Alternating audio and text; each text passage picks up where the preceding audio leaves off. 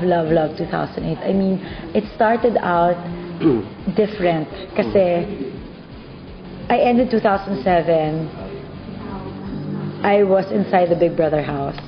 And after that, there were some controversies and I'm in a really good place right now. I'm really happy. I had a great year. I learned many things. I matured in many ways. I'm not so scared anymore. I was able to do FHM na eh. Marami siyang highlights. So I'm happy with 2008 and I don't know how 2009 will top that.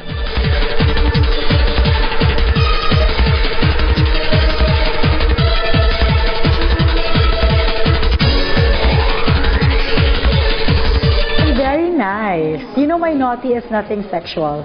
Me being naughty, it's more of parang playful naughty. Like, I kid around, I joke around. I'm parang devious naughty. Parang, not naughty, naughty. Pilya. Super pilya. I will, kunwari, inis mo ako, lalo pa kitang inisin. Ganun.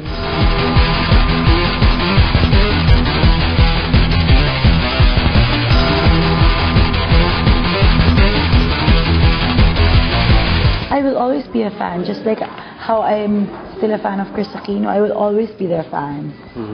But obviously, dahil maganda sila, they are really good at what they do.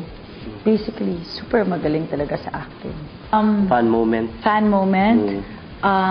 Like, whenever I see Claudine, I don't get to talk. As in, nahihiya talaga.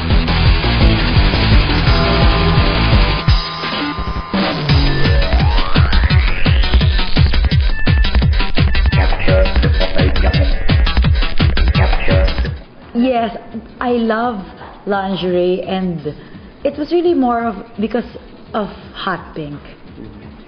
Yeah. It's very me.